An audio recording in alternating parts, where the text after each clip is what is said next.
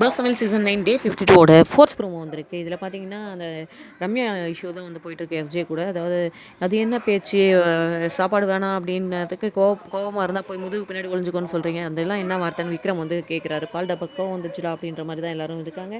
அதுக்கடுத்து பார்த்தீங்கன்னா நான் அப்படி தான் பேசுவேன், என்னால் சாரி எல்லாம் கேட்க முடியாது அப்படின்ற மாதிரி அவர் கொஞ்சம் இதுவாக எஃப்ஜே வந்து பிஹேவ் பண்ணுறாரு.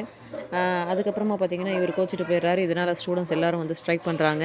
அதாவது வந்து பதில் சொல் வார்த்தைக்கு பதில் சொல் அப்படின்னு சொல்லிட்டு வெளியே போராட்டம் ஆரம்பிச்சிடுது. கும்தல கிடைக்குமாவா ஸ்டூடெண்ட்ஸ்னால் சும்மாவா அப்படின்ட்டு விக்ரம் டைலாக்லாம் வந்து பேசுகிறாரு. என்ன பண்ணாலும் என்னால் சாரியெல்லாம் கேட்க முடியாதுன்னு எஃப்ஜே வந்து அந்த வாத்தியார் அமிக்கிட்ட சொல்கிறாரு. அதுக்கப்புறமா உள்ளே பார்த்தீங்கன்னா ஒரு வழியாக சமாதானப்படுத்தி சாரி வந்து கேட்க வச்சுறாங்க. இவர் கையை எடுத்து ரம்யா கிட்ட கேட்குறாரு. உடனே வந்து சபரி எல்லாருமே வந்து ஸ்டூடெண்ட்ஸ் தானே, அவங்க எல்லாம் ஜெயித்த மாதிரி ஒரு ரியாக்ஷன் கொடுக்குறாங்க. பார்ப்போம். இந்த ஸ்கூல் டாஸ்க்கு எப்பவும் போல் ரொம்ப சுவாரஸ்யமே இல்லாத மாதிரி தான் போகுது. ஃபஸ்ட்டு 2 நாள் ஓரளவுக்கு ஓகேவா இருந்தது. 3வது நாளான இன்றைக்கி வந்து பழையபடி கத்த ஆரம்பிச்சிட்டாங்க அப்படின்றது தான் வந்து இந்த ப்ரோமோ மூலிமா நமக்கு தெரிய வருது.